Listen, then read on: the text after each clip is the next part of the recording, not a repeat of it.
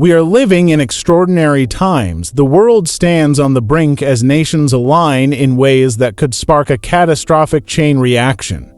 Recent developments, such as President Joe Biden's authorization for Ukraine to deploy American long-range weapons inside Russia and North Korea's decision to send troops in support of Moscow, have heightened fears of a potential World War III. Tensions have reached a boiling point. Nearly 50,000 Russian troops are now stationed in the Kursk region, while Ukraine continues to advance in its counteroffensive.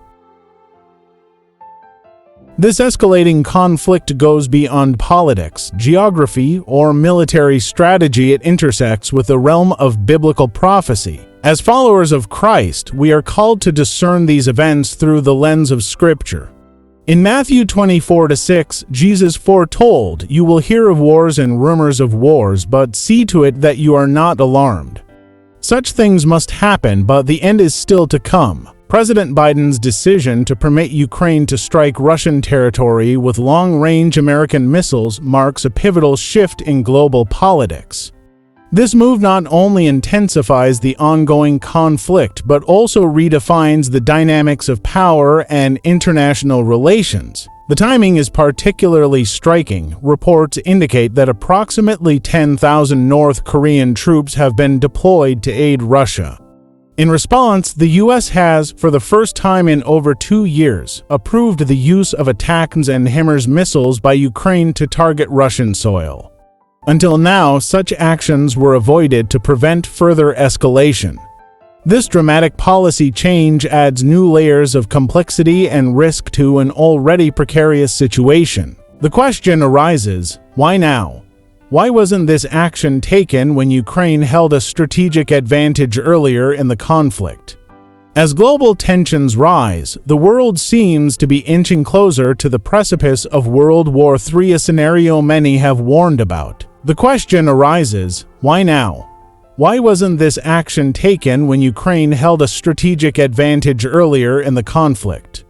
As global tensions rise, the world seems to be inching closer to the precipice of World War III, a scenario many have warned about. A single misstep or act of retaliation could spark a chain reaction with devastating consequences. At the center of this crisis lies a heartbreaking truth. It is the ordinary people who endure the greatest suffering. The leaders who make these decisions are often far removed from the battlefield.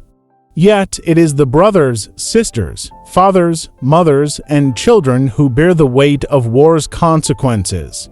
Families are torn apart, communities reduced to ruins, and countless lives lost. The human cost of war is staggering, and yet the cycle of violence persists.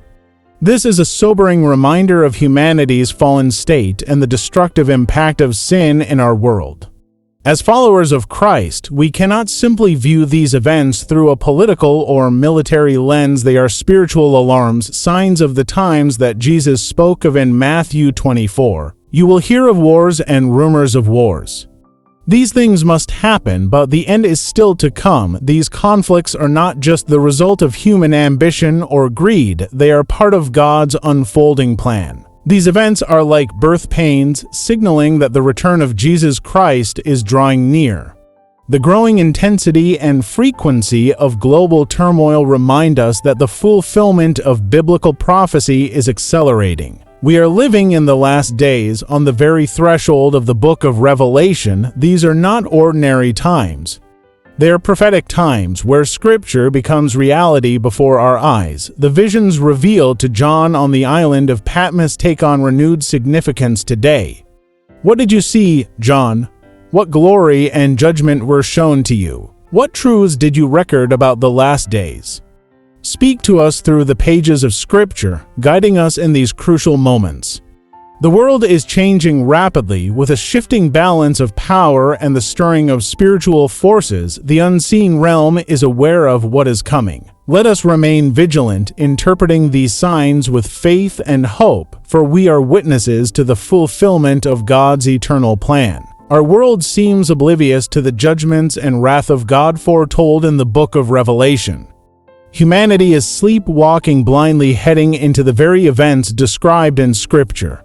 In the last days, the dead will rise in what the Bible calls the resurrection of the dead. Revelation also speaks of horsemen who will bring calamity to the earth and creatures that will emerge from the bottomless pit to torment humanity. The Bible warns that unless those days are shortened, no life will survive. The spiritual realm knows what lies ahead, do we? Scripture clearly outlines that the last days will be marked by conflict, division, and moral decay. In 2 Timothy 3:1-5, Paul paints a vivid picture of the world in the final days, describing people as lovers of themselves, lovers of money, proud, arrogant, abusive, disobedient to parents, ungrateful, and unholy. This grim portrait mirrors the society we live in today. The same pride and self-interest driving nations to war are unraveling the moral foundation of our communities. We live in a world that prioritizes power over peace, wealth over righteousness, and self-interest over the common good.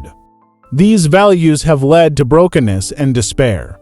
This is why the return of Christ is not just a distant hope, it is an urgent necessity. Only Jesus can bring the justice, peace, and restoration that our fractured world desperately needs. The intensifying global conflicts remind us of a sobering truth: humanity cannot save itself. Politicians may promise peace, but their efforts are futile without the guidance and authority of God. As Psalm 46:9 declares, only God can make war cease to the ends of the earth. Until Christ returns, the world will continue to groan under the weight of sin and brokenness. In moments like these, it's easy to feel overwhelmed by the enormity of the challenges we face: global conflict, innocent lives lost, and the uncertainty of the future. Yet, as followers of Christ, we are called to rise above fear and despair. We must look beyond the chaos and hold firmly to the promises of God, trusting in His ultimate plan for redemption and peace. We are not called to live in fear or despair. Instead, we are called to lift our eyes to the one who holds the future in His hands. Our hope does not rest in governments, alliances, or military strategies.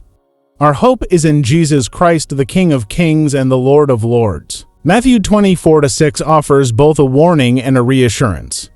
It reminds us that the challenges of this world are temporary and that God's sovereign plan is unfolding exactly as He ordained. It also calls us to trust in Him, finding peace in the assurance that He is in control. Even in the midst of chaos and uncertainty, nothing escapes His knowledge or power.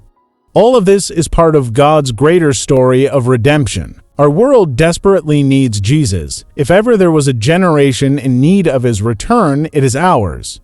The moral decay, greed, violence, and spiritual blindness surrounding us make it clear: humanity cannot save itself. We live in a time when power is prioritized over peace, wealth over righteousness, and self-interest over the common good. This is why the return of Christ is not just a hope, it is a necessity. Only Jesus can bring true justice, lasting peace, and restoration to our broken world. The urgency of these times cannot be overstated. The world is hurtling toward a tipping point, and the return of Christ is closer than ever before. For those who know Him, this is a time of hopeful anticipation and preparation. For those who don't, it is a time of grave danger. The Bible warns that the day of the Lord will come like a thief in the night, catching many unprepared. Now is the time to turn to Jesus, place our trust in Him, and prepare our hearts for His return. As we witness the events unfolding around us, let us remain focused on our mission. We are called to be the salt of the earth and the light of the world, bringing hope to those who are lost and pointing them to the one who can save them. This is not a time for complacency or fear, but a time for bold action, fervent prayer, and unshakable faith. Though the world may seem to be in a state of emergency, we serve a God who is never taken by surprise. He is faithful, He is sovereign, and He is coming soon. He is the Alpha and the Omega, the beginning and the end. He knows every detail of the journey from start to finish, and His purposes will prevail. In Him we can find peace, even amid chaos. In Him we discover hope, even in the darkest moments. and in Him we gain the strength to face whatever challenges lie ahead. Let us fix our eyes on Jesus, the author and perfecter of our faith. Let us trust in His promises and live with the anticipation of His return. No matter how dire the circumstances appear, our God is greater. This is not just a time of crisis, it is a call to readiness. It is a call to faith, hope, and action. May we remain steadfast and faithful when He comes. Are you ready for what lies ahead? Are you prepared for the day when the skies grow dark and the earth quakes beneath your feet? Are you ready to stand before the Lord and give an account of your life? The time is now. Let us live with purpose, urgency, and unwavering trust in the one who holds eternity in His hands.